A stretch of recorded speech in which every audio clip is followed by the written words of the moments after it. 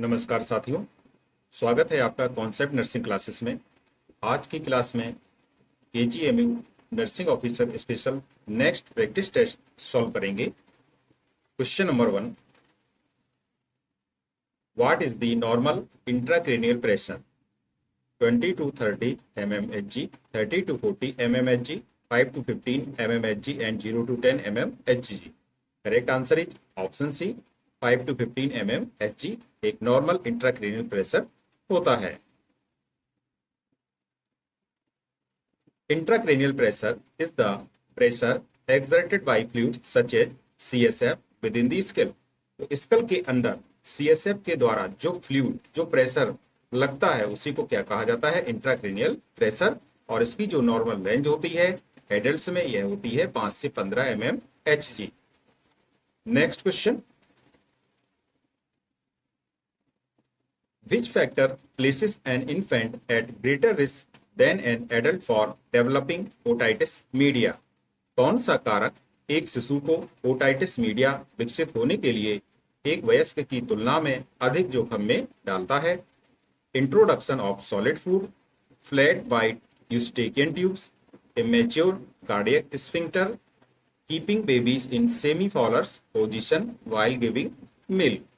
Correct answer होगा इसका option B, flat widened Eustachian tube एक ऐसी कंडीशन है, एक ऐसा फैक्टर है जो शिशु को, बच्चे को ओटाइटिस मीडिया विकसित होने के लिए अधिक रिस्क मींस जोखिम में डालता है। Infants have shorter, flatter and wider Eustachian tube.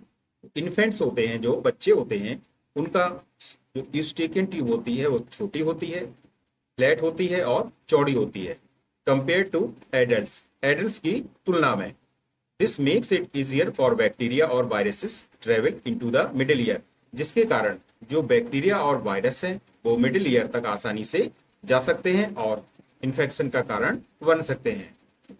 अगला क्वेश्चन देखते हैं, which of the following conditions is associated with increased intraocular pressure?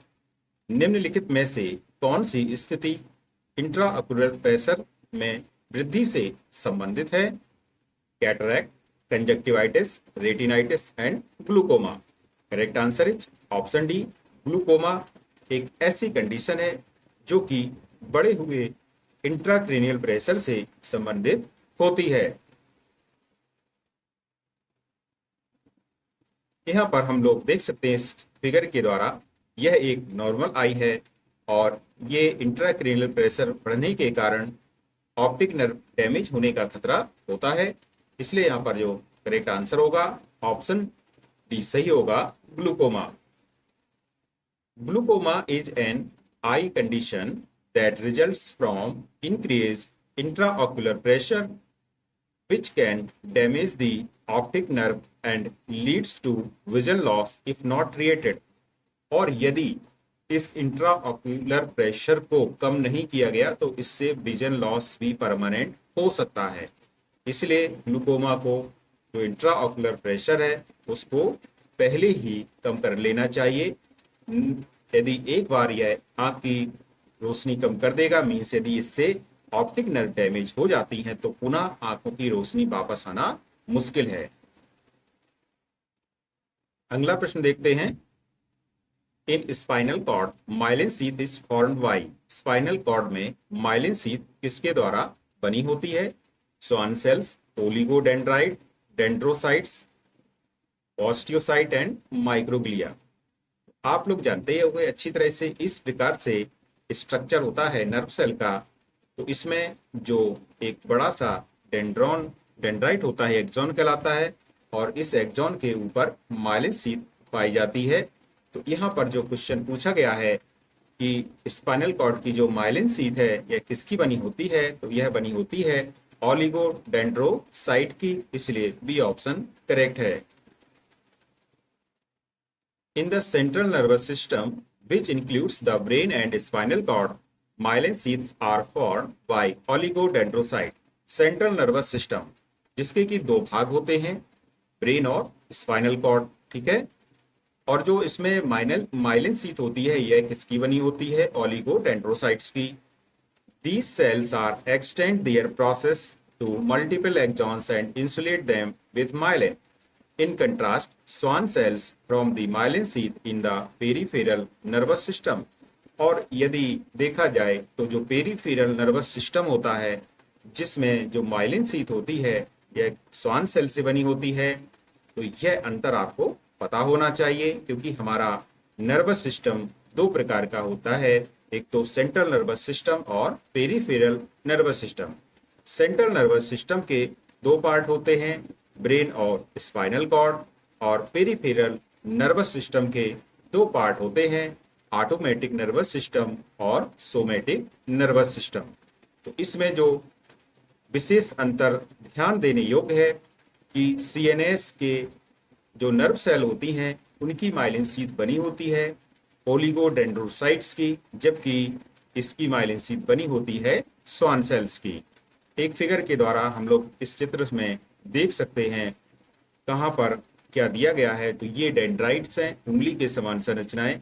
Nucleus हो गया, एक बड़ा सा डेंड्राइट निकल करके एक्सॉन बनाता है, ये सेल बॉडी हो गई, और बीच में आप देख सकते हैं माइलिन शीथ के बीच में ये नोड्स बने हुए हैं, इनको नोड ऑफ रेनवियर बोला जाता है। ये एक्सॉन टर्मिनल हैं जो कि लास्ट में दूसरी नर्व सेल से जोड़ने का काम करते हैं। तो यहाँ पर हम लोग देखेंगे कि कहाँ पर स्वान सेल यहाँ पर दी गई है। अब इसमें भी देखते हैं माइलिन शीथ, जैसे ये है अभी बताया गया था ओलिगोडेंड्रोसाइट्स कहाँ होते हैं, तो ये माइलिन शीथ इसमें स्वान सेल नहीं है, जैसे कि पिछले फिगर में आपको ऐसा फिगर बताया गया था। तो इसमें आप देख सकते हैं कि सीधा सीधा सा यहाँ पर एक ये स्ट्रक्चर अलग से है जो कि ओलिगोडेंड्रोसाइट्स सेल से बना है माइलिन शीथ। तो इस प्रकार से हम लोगों ने देखा कि हमारे सेंट्रल नर्वस सिस्टम का और पेरिफेरल नर्वस सिस्टम का माइलिन शीथ में क्या अंतर होता है। अब नेक्स्ट क्वेश्चन की ओर चलेंगे। इनएबिलिटी टू स्पीक और understand the spoken word is called. बोले गए शब्द को बोलने या समझने में असमर्थता को कहते हैं apraxia, aphasia, agnosia, insomnia. Correct answer होगा ऑप्शन बी, अफेसिया या वाचाघात। इनएबिलिटी टू स्पीक और understand the spoken word is called aphasia is a language disorder caused by damage to specific areas of the brain। तो aphasia एक प्रकार का language disorder है जो कि ब्रेन के स्पेसिफिक एरिया में, विशिष्ट क्षेत्र में डैमेज होने के कारण होता है, और usually in the left hemisphere. विशेष तौर पर ब्रेन का जो लेफ्ट हेमीस्फीयर होता है उसमें डैमेज होने के कारण aphasia की संभावना रहती है। It affects a person's ability to speak, understand, read or write. It is commonly seen after a stroke or brain injury। तो इसमें यदि कोई स्ट्रोक हो जाए, ब्रेन इंजरी हो जाए, तो अफीसिया की कंडीशन देखने को मिलती है जिसमें व्यक्ति को बोलने, समझने, पढ़ने, लिखने की जो क्षमता होती है वह प्रभावित होती है। अगला प्रश्न देखेंगे। Vertigo is due to problem in. चक्कर आना इसमें समस्या का कारण होता है middle ear, tympanic membrane, inner ear, external year.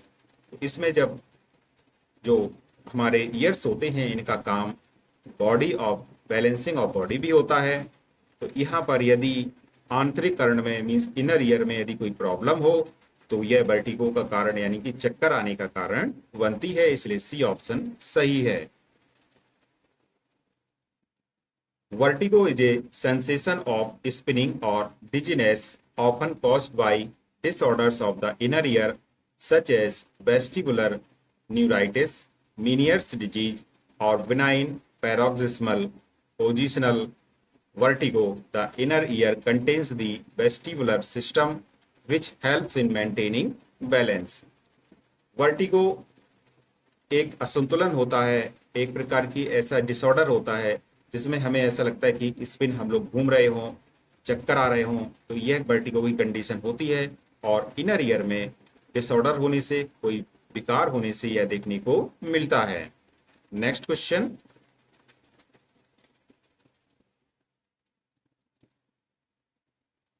pain in the lower back and resistance to strengthen the leg at knee in meningeal irritation is positive for Kernick sign, Chostek sign, Asterisk sign and Brudzinski sign. यहाँ पर एक ऐसी condition है, meningeal irritation जब भी बात होती है तो यह कर्निक साइन का संकेत है, इसलिए ए ऑप्शन करेक्ट है। इसमें घुटने को पर पैर को सीधा करने से तेज दर्द मेनिंजेस में देखने को मिलता है। Kernig sign is a clinical indication of meningeal irritation. Kernig sign meningeal irritation का एक क्लिनिकल आइडेंटिफिकेशन है, often seen in conditions like meningitis.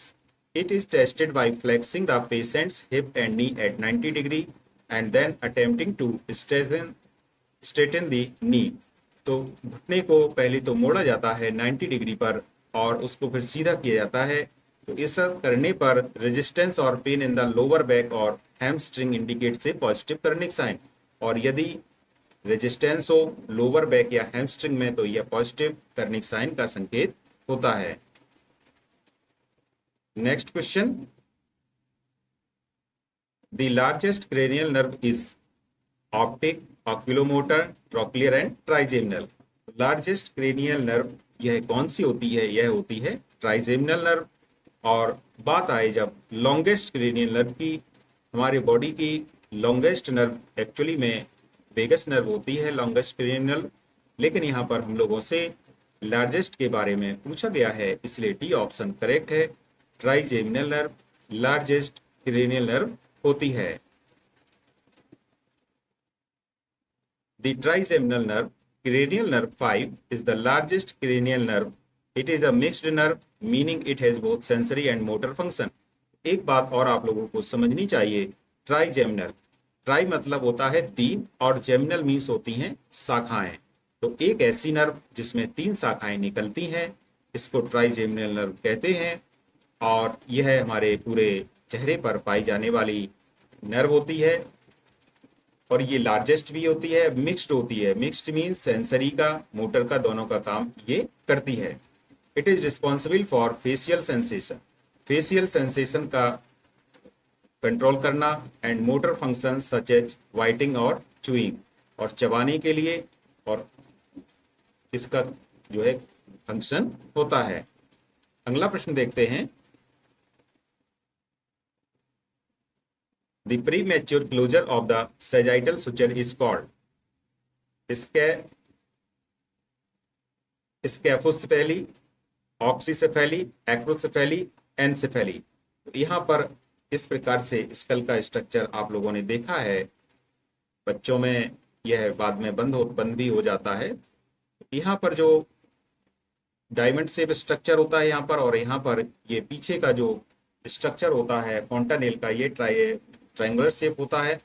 तो यहाँ बात हो रही है ये सैजिटल सुचर की। तो ये सैजिटल सुचर जो है, यदि समय से पहले बंद हो जाए तो यह कंडीशन कहलाती है स्कैफोसेफेली।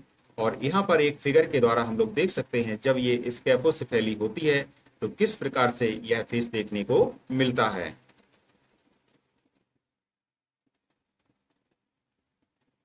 Scaphocephaly is a type of craniosynostosis where the sagittal suture fuses prematurely.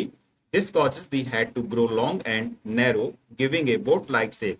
तो यह इसके कारण क्या होता है, जो सिर में नैरो और बोट लाइक शेप का इसका डेवलपमेंट हो जाता है। अगला प्रश्न देखेंगे, temporary loss of muscle tone and weakness precipitated by different variety of emotional state is called। विभिन्न प्रकार की भावनात्मक अवस्थाओं से उत्पन्न मांसपेशियों की टोन और कमजोरी के अस्थायी नुकसान को कहा जाता है कैटाप्लेक्सी, कैथारसिस, कंपल्सन, कन्फेबुलेशन। तो करेक्ट आंसर होगा ऑप्शन ए कैटाप्लेक्सी। मीन्स होता है कि किसी भी कारण से जो टेम्परेरी लॉस हो मसल टोन का, जिसमें व्यक्ति अचानक गिर भी पड़ता है, और यह कैटाप्लेक्सी कहलाता है। Cataplexy is a sudden and brief loss of muscle tone triggered by strong emotions such as laughter, anger और सरप्राइज। जैसे कि अचानक किसी को बहुत तेज हंसी आ गई है, या कोई बहुत अधिक क्रोध में आ गया है, या कोई बहुत अधिक चौंक जाए, उसके कारण अचानक से मांसपेशियां अपना संतुलन खो देती हैं। इसी को कैटाप्लेक्सी बोला जाता है। It is often associated with narcolepsy and can cause the person to collapse without losing consciousness.